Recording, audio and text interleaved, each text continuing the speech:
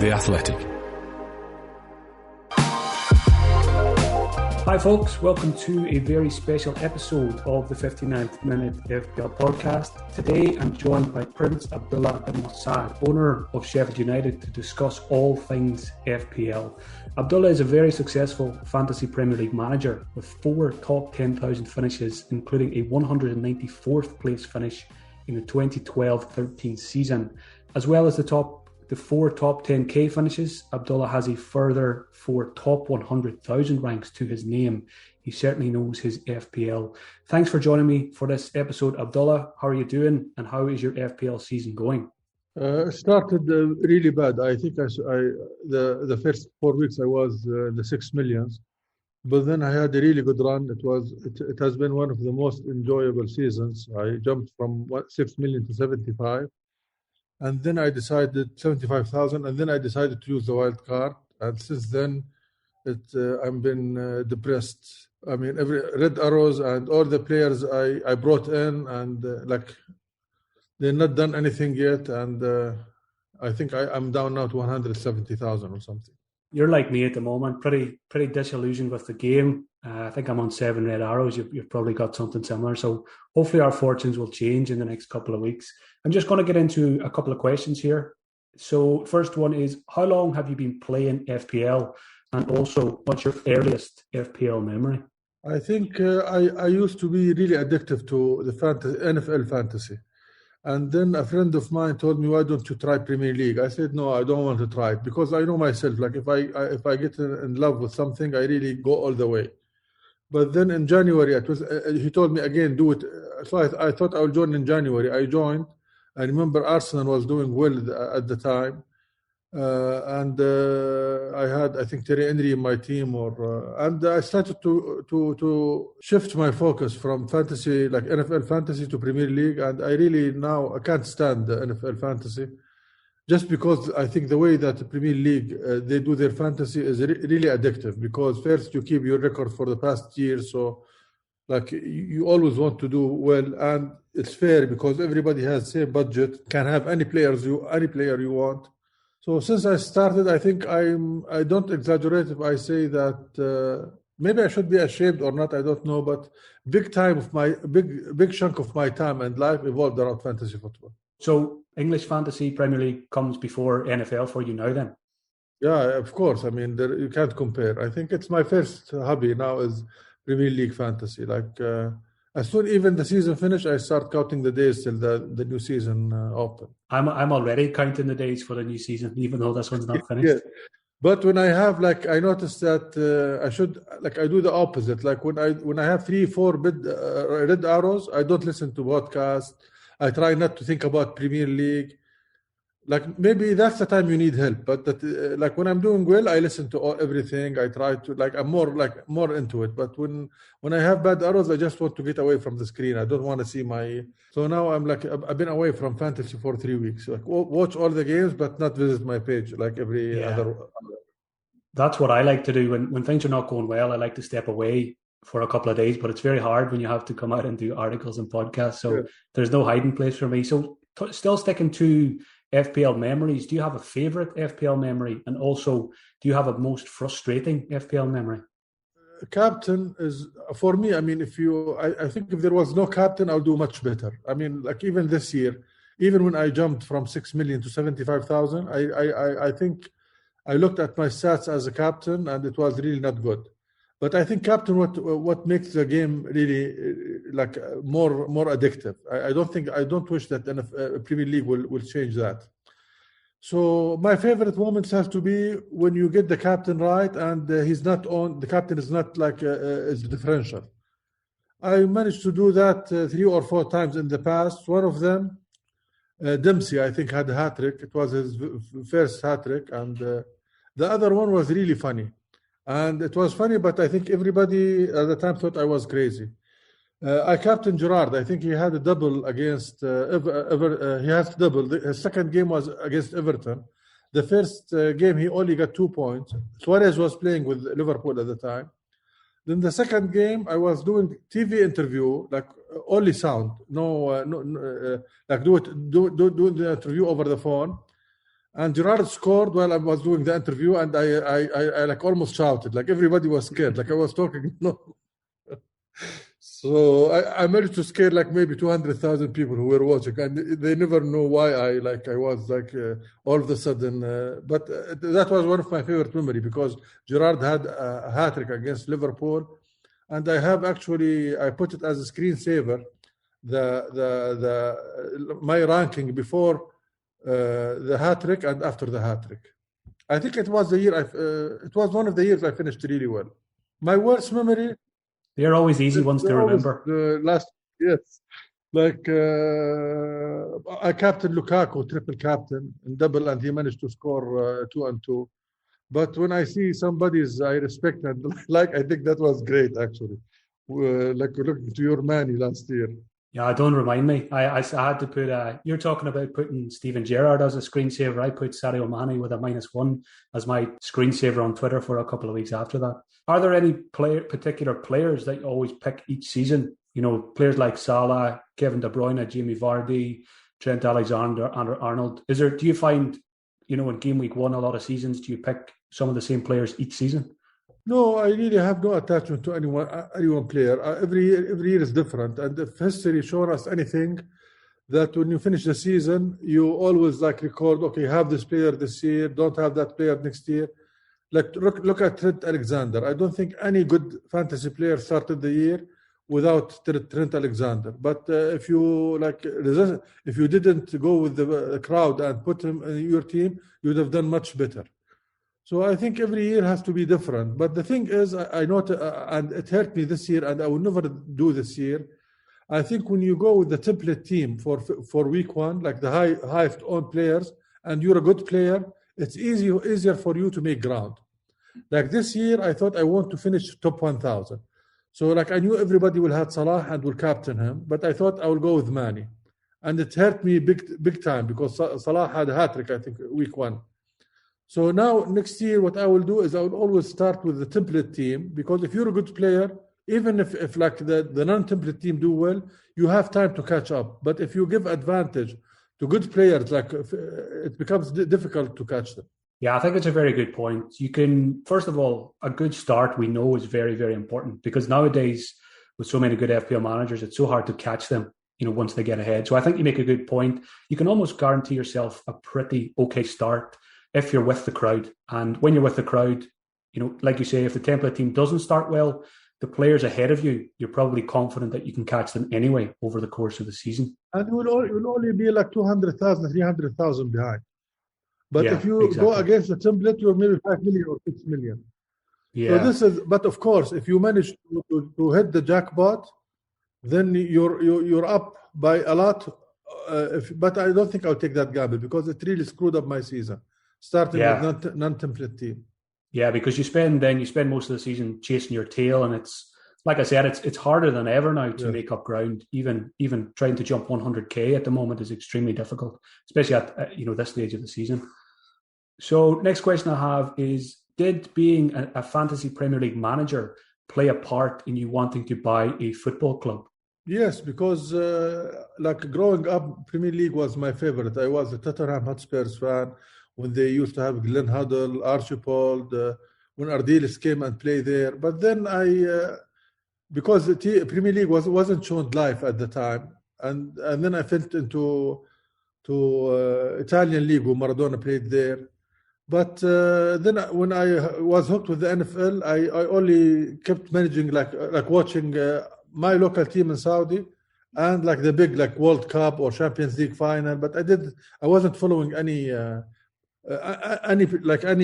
football, like our football, not like American football. But then when I got hooked to fantasy, I really got hooked to Premier League, and that's why I think every smart league in the world should encourage people to play fantasy. Because it does 3 things, magical 3 things. Number 1, it makes every game in TV important to watch. Like if you don't play fantasy, you will not care about now, like maybe I can't ever say Sheffield United. Like you can't say about Brighton playing Fulham. But I mean, now every game, even if you don't have players, some other people have players. So it makes every game worth watching in TV.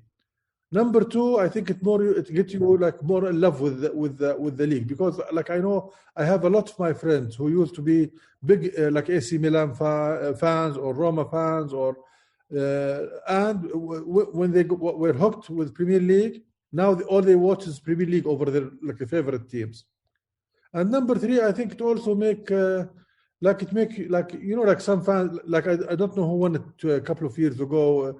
He was Everton fan. He never used Liverpool players, but it makes you like look at the game objectively, like not like put your team first. Like if you're addicted to fantasy, you will just go with what you believe. Like you will not be like, if you're a United fan, you will hate Manchester City less if you play fantasy. Yeah, I liked your first point in particular, how, when you're a fantasy manager, every single game is interesting you. Sometimes my brother gives me a hard time. He'll call me on a Monday evening at about 8:30 and he'll say, "What are you up to?" I'll say, I'm watching Burnley against Fulham. And he'll say, "Mark, you really need to get a life." And I'll just say, "Listen, This is my life now. So I have to watch these games." And you enjoy them. You become a Premier League fan almost number one. I was a Manchester United fan when I was younger, big fan, but now I would probably say I'm a fantasy manager first. I'm probably a Premier League fan second. And I'm now probably a Manchester United fan third. And it's crazy how being a fantasy manager can change how you feel about the Premier League and even your own team. You could have not said it better. I mean, I agree with you. That's why I think when I was I tried here in Saudi to do a game. Like I started actually with my brother, a company to do like the same system that Premier League has with fantasy, because I really thought it will help the local league here, but I gave up 2 years ago because we couldn't get sponsors, and you need sponsors, or you need the league to buy in it, and I think the league should buy in it, because it's the only way that look, I mean, every club in the world, no matter what the game is, know that the most important money is TV money. And the way that to make TV money more is to make every game is a must-watch game.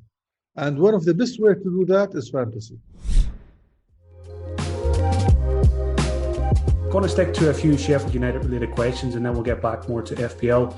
Does being the owner of Sheffield United make it easier or harder to pick players from your own team? Because I know as a Manchester United fan, sometimes it can be quite hard to invest in your own players because you have lots of feelings about them. What's that like as an owner? Does it make it easier or harder? Two things. I think when your team doing well, it makes it easier, because like last year I had Lundstrom, and I think always another like Stevens and Henderson.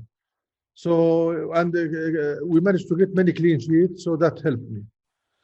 This year, because Sheffield United is not doing well, I didn't select Sheffield United players, but the only one rule I use is I never captain a player who play against Sheffield United. Yeah, that's a pretty good rule. And you mentioned Lord Lundstrom there. I mean, he is going to be, when we're playing FPL in 25 years' time, I think we're still going to be talking about Lord Lundstrom. So, I mean, what an FPL legend he is. I think he will make the 4.5 all-time team, because he was at 4. I think Mahrez was at 4.5 or 5. Maybe Kane was at 4.5. I think you can make a team of 4.5, or 4, and Kane and Lundstrom will be one of them, right? Absolutely. Kane, Mahrez, Lundstrom, yeah. Mr. Stuart Dallas, who I see you got off the bench this week as well, will probably be making it into that team. What is his name? Bissaka. Wan-Bissaka at 4 million, also Crystal Palace. Yeah, it'd be a pretty good project actually to put a team together. Maybe that's something I'll do during the summer. Okay, good, nice, yes. So getting back to some more FPL related questions. So how would you describe yourself as an FPL manager? I think I don't have what I admire about you is you can ignore price rises. You don't make your transfer until Friday. This is something I can never do. Like I'm always making my transfers early, but I always think, because there's another rule I have. It makes it easier to make transfers early, that I always have a bench. All of them play. Like I never have a player in the bench who doesn't play. So I tell myself, if I bring a player now and he get injured, it's okay. I have a bench that can come in and play. Like in the last 2 years, I have been lucky. Like none of the players I brought early got injured, but you have those experiences. So I think that's maybe why one reason my team value is always high, but it's sometimes patients pay more, and so this is I don't know. You can consider it a big flaw or advantage, but I think it's both. It's not good and good in the same time. The other thing is I always I enjoy it when I go against the crowd. Like if everybody is saying like let's bring this player, if I doubt it, like I will not be stubborn, but I sometimes like I think 2 years ago I resisted bringing a player who kept scoring and I gave in, but it was too late. But I mean usually I like to stick to what I think. At the moment, you mentioned going against the crowd. Are you in the same position as me now? Do you have Lingard or do you not have Lingard? I gave up this week and I brought him in. Yeah, so yeah, it's a good example. I think I'm going to have to do the same, even if it's a -4 before the Newcastle game. Sometimes you just can only take so much of the punishment each weekend, and sometimes you just have it by a player. Two nice things could happen. He will either score now and I'll be happy because I own him, or he will stop scoring and I'll it's okay. I mean, exactly. I more. It feels like a win-win situation. We get his points or we break him. So people can blame us when he stops scoring. Yes, yes. And now they have double. Exactly. What's more important to you, overall rank or mini league position? So yeah, what's more important there? Always overall rank. I mean, give me a green arrow. All the rest I can live with. But because we have a league now, I participate with some of my cousins and some of my friends. I care about that league, but like if you tell me you finish second in that league and you break your own record, like I finished 150 over the world, I would take that. Instead of like winning that league and finishing 100,000, no. I want to finish top 10,000 even if I'm second in that league. Yeah, that makes sense. On the subject of mini leagues, are you in a lot of mini leagues or just a few? And are you in with any famous people that we might know? I used to go to many leagues, but now I cut my leagues. Only the leagues I feel that necessary to be in, or I like to be in. And I think you can see my leagues. I'm in one league with you. That's one of my favorite leagues because I mean you organize. You're not in it. I don't know if you're in it or not. Unfortunately, I got relegated from my own league. Okay. Fortunately for me, I'm not relegated. Last year I had a good year. I should have been relegated 2 years ago, but last year I think I finished good. So yeah, I'm in that league. I'm in like Saudi Best is like maybe 5 or 6 leagues, and all of them like leagues I've been in for a long time, except for one I was invited by the Iceman, I think, and I joined. I mean, my only now I want to finish like top 50,000 if I can. I'll be happy. Yeah, exactly. I'm still hoping for the top 10K. I think I've slipped to 33, but hopefully by the end of the season it will be top 10K. Have you used all your ships? Yes, unfortunately. So again, it's going to be quite challenging. At the moment, I would just take one green arrow. I forget what it feels like. I will use my triple captain this year. This week, I mean, in Kane. On Harry Kane? Yeah. Yes. I think it makes sense. Hopefully he does better than he did when I triple captain. I was really feeling good about this week until Mourinho benched or did not play Sanchez, because I have him in my team now and I want him for the double. I was going to sell him for the double. After the double, I want to bring Holding. Good value and good games, and it will allow me to bring Salah for Kane, Salah for Son if I wanted later. But I don't want to get rid of him this week because he has the double. But I'm not sure now if he will start or not. You've got a similar plan to me. I'm going to have Son for the double game week and then hopefully have some cash to move him to Salah, because Salah's looking really good. I think we're going to have to get him back. So on the subject of FPL content, so what kind of FPL content do you look at during the week? Do you look at stats or rewatch games? So what's kind of your process during the week? I subscribe to 4 or 5 podcasts. One of them is yours. The other is the official fantasy Premier League one. I have another 3. I'm not, because you're here. Yours and the Premier League one, I try to listen every week. The others, if I'm doing well, I listen. If I'm not doing well, I may listen to 20 minutes and then delete it. But I listen to 5 podcasts a week, Premier League podcasts. Of course, I read all the news. I watch every Premier League game, and I think this is a luxury. Now, I mean, it's easy for everybody to do that if you have the time. But even when they have like 5-6 games at a time, I can manage to watch them, and it doesn't bother me to watch 4 or 5 games at a time. And it's actually the best time in the week for me, always watching Premier League games. The reason I like Champions League fantasy, and I play also Champions League fantasy, it helps you pass the time, till like Friday. Because now Friday is a big day for me. I have Kane, triple captain. I have 3 players, so I'm looking forward to that. I sold, by the way, Calvert-Lewin. I made, for the first time in a long time, I made 3 transfers, -8. I bought Trent Alexander for Cresswell because I think Cresswell may not play next game. I brought Lingard just to stop like the suffering every week, like watching West Ham game, biting my nerves. And you know, one reason it makes everybody who hasn't have no Lingard suffer for one reason, because of fantasy. But I have more reasons to suffer. We were planning to get him a loan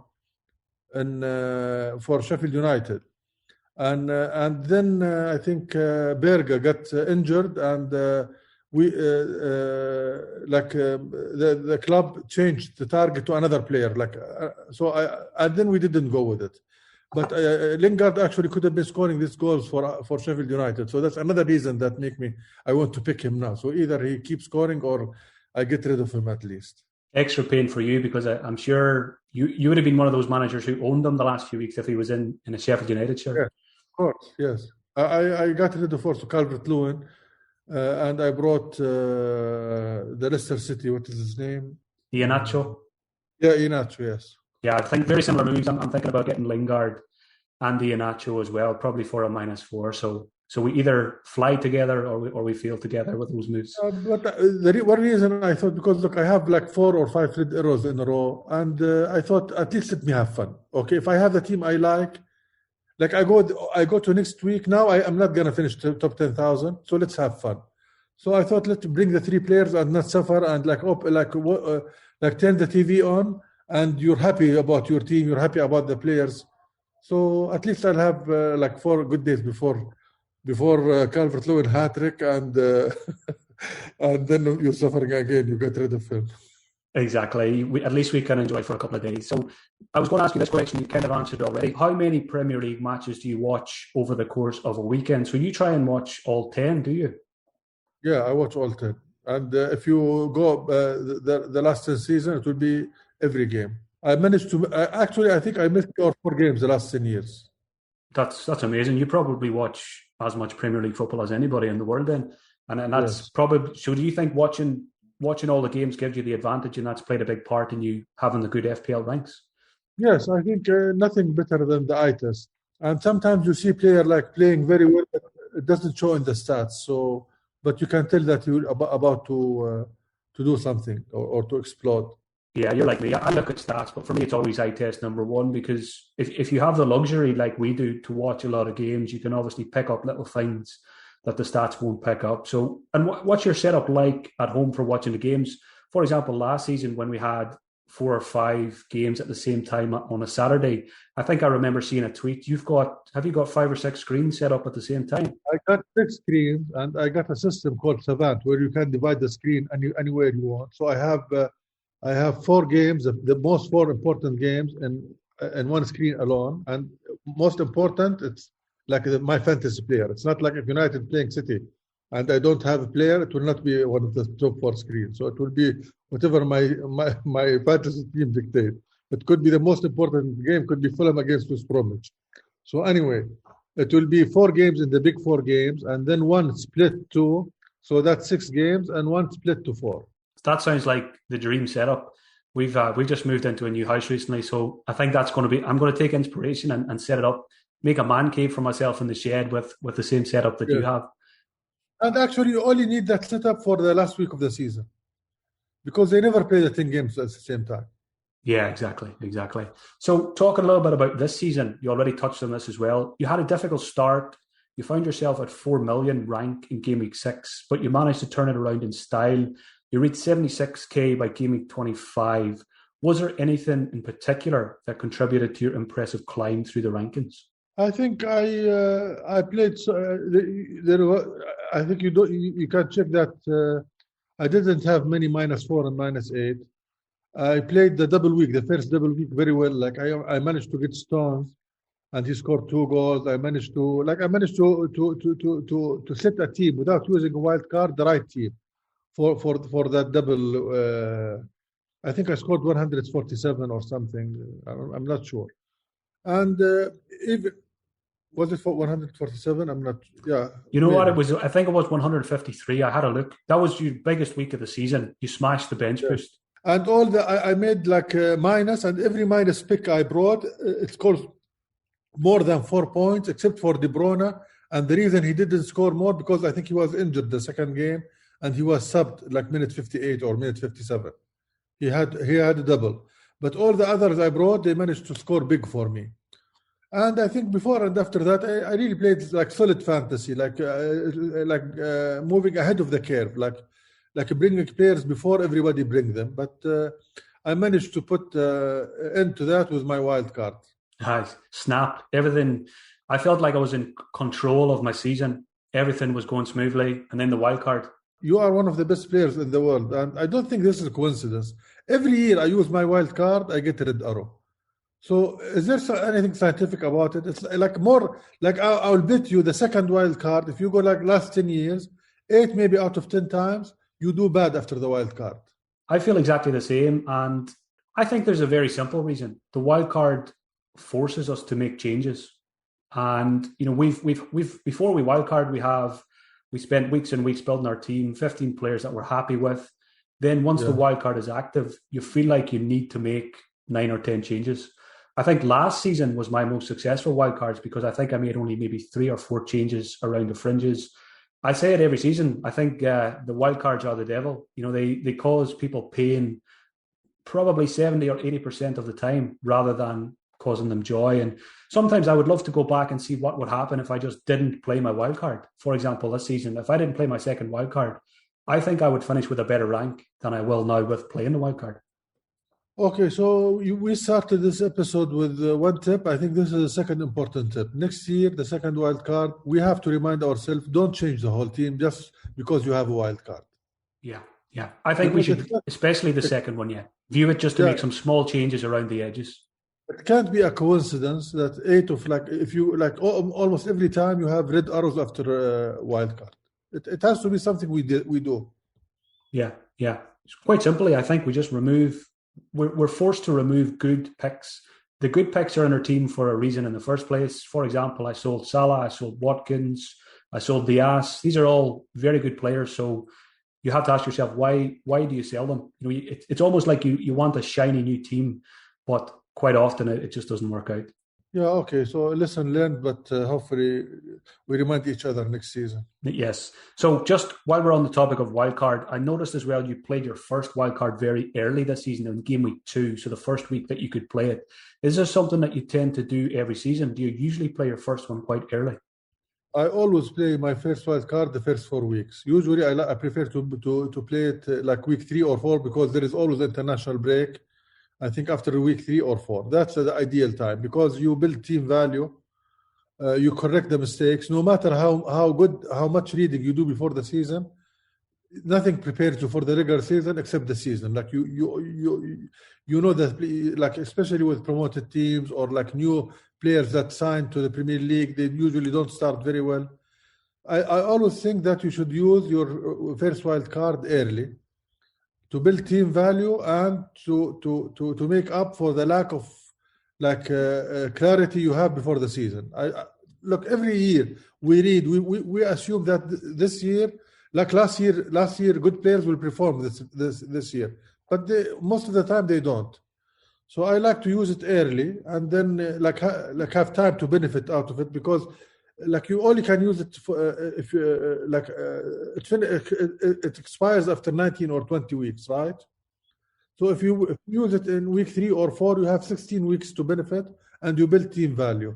But if you late, unless of course you're doing exceptionally well, like you start and you're like top 10,000 and you manage to hit the jackpot and to start 10,000, it means that you didn't go with the template. You cannot start with the template and be 10,000. Yeah. Right? So yeah, it's very unlikely. Yeah. Yes, I mean, it means that if you don't go with the template, you have to be ready to face what I faced this year. I screwed my season.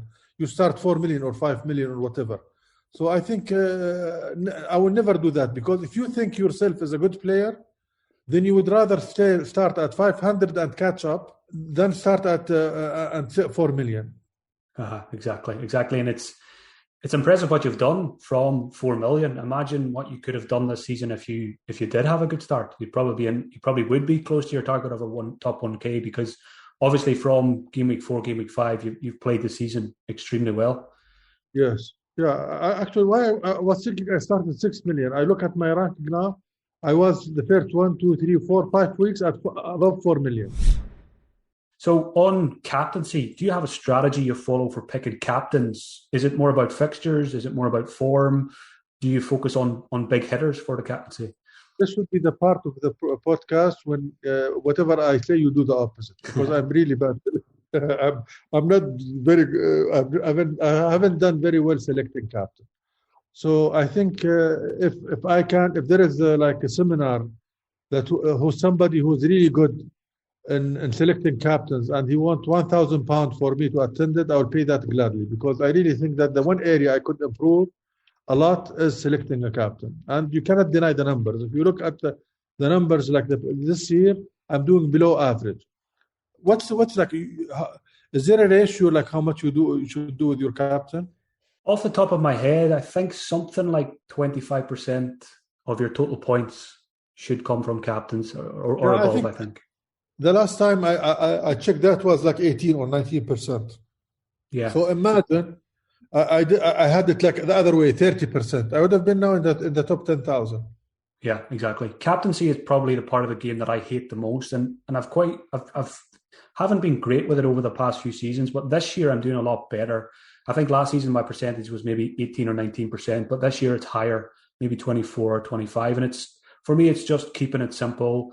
If you look at my captains for the season, it's probably Kane, it's Bruno, it's Salah, and very, very rarely I'm going against them. I'm captaining the big hitter in a good fixture, and this season it seems to have worked quite well for me. Okay, so then this is maybe what I should do next year, because I really think that choosing a captain has been a big disadvantage for me. I think a good tip I picked up near the start of the season, which has definitely helped, I think it was from the FPL Black Box, Mark and Az, they make a matrix. So let's say for the next 8 game weeks, you list the captain options. Who are the best captain options? Do you own them? So it kind of helps with your transfer plans. But you've always got that reference point. I'm going to captain this guy game week 3. I'm going to captain this guy game week 4. And then it helps you not to get caught out by going for a differential captain. I think that's quite helpful. I'll tell you one thing. 2 years ago, I think I finished 300,000 something. And the reason is because I think the year before it, Salah had his incredible year. No, sorry. I decided, I went after the season, and I made if I captained the highest scoring players of that year, every game, would I score more points or if I change captains? And it was by far if you score the most scoring players. So the year after, I decided to stick with Kane as a captain every game. And that was the year I think Salah did very well. So it hurt me. So I think maybe that's the right strategy, but only if you manage to pick the highest scoring player. I think if before the year you can manage to expect who the player will have the highest points, and you captain him every game, I think it will beat every other strategy. That's the hard part, though, isn't it? Highlighting which player before the season starts who's going to be that player. Always Salah or Kane or Fernandes. If you choose one usually there's maybe 3 or 4 that you can pick out. It's going to be one of those players. Yeah, I think maybe what we should do after the season is we go and see if you captain Salah or Bruno or Kane every game, how much point you will score, versus what you've done. And this rule, the 1.25, or if that will score you 130, then maybe that should be our strategy. Yeah, definitely something. I'm going to take note of that and look at it. So let's say, for example, Bruno finishes this season as the top scoring player in the game. What would we have got if we captained him every single game week? I guess one thing that's quite challenging with that strategy, what happens when you get to a week like this, double game week, and let's say Bruno is your captain every week. Do you go for Harry Kane in the double game week? So maybe you can have some exceptions to the rule. You made some exceptions, and you know what? It makes it even more stronger. That argument makes it more stronger, because in the double week, you don't have to go with him. Or maybe sometimes he's injured. And if he's injured, it will go immediately to your sub-captain. So I really think that I have a feeling, but I can't confirm it. We have to make this, like to do the calculation after the season. If you go with one of the top two, let's not make it difficult. One of the top two scoring players, and you captain him every game.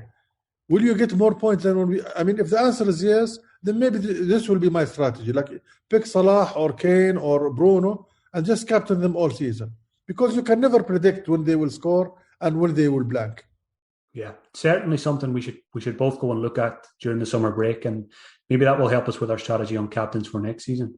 So just a couple of more questions, Abdullah. I know we've given a few tips already. What advice would you give to a new FPL manager playing the game for the first time next season? Okay, if you can manage to take the game seriously and have fun, I think it will be great, because you like me and you, we take it seriously, and there is a tax for you us taking it seriously. It makes you sometimes not very happy when you don't do very well, but it also makes you very happy when you do well. But don't make it to like okay, if you get upset, just get upset that night and then go walk, talk to your family, to your wife, or like take it seriously but have fun, because the only goal of the game is to have fun, and to have fun also you have to play it your own way. Don't follow anybody 100%. I mean, that's where is the fun? Like for me, I would rather lose, but lose like with my ideas or win with somebody else's ideas. So exactly. I think be yourself, have fun, but take the game seriously. Don't if you like, for me to have more fun, you have to take it seriously. Not miss games some weeks. Not like to get maximum enjoyment, you have to be a little addictive. Yeah, good advice. Final question, Abdullah. If you were the boss at FPL Towers, would you make any changes to the game? I will be very careful to make changes. I think one of the best things about our game is how steady, boring. This one transfer is genius. Like I think if it was 2 transfers a week, the game will not be very nice. Now strategy is very important. Like the transfer is the most important decision of the week. So I will, if there is only one change I will make, maybe with a free hit, I will make it limitless. Like you can use any budget. It doesn't have to have 100 million budget. So then people will start to use the free hit, not only of the game team, like week with the blanks. Maybe like sometimes like some games, United, City, like Liverpool have all easy games, and you will go with limit like 110 million budget. So maybe I will make the team with no budget with the free hit. So people will not be like, then free hit will be a more difficult decision to use, because you could save it for the blanks, but on the other hand, 1 week you can use it with like easy matchups for the big teams, and you can have like in the same team, all the big hitters in one game. Yeah, that sounds pretty interesting, actually. I like that one. So I think that's it for the questions, Abdullah. Thank you very, very much for joining me. I'm sure people are going to enjoy this one. Best of luck for the rest of this season, and let's talk to each other in the summertime about strategy for next season. We should. Thank you very much, Mark. Thank you. The Athletic. You can subscribe to The Athletic right now for a special price of £3.99 a month for 6 months. That's 40% off the full price of a subscription. You'll enjoy great analysis and in-depth features from the very best football writers around, as well as ad-free versions of all our podcasts. Simply visit theathletic.com/FPL pod to take advantage of this special 40% discount. That's theathletic.com/FPL pod.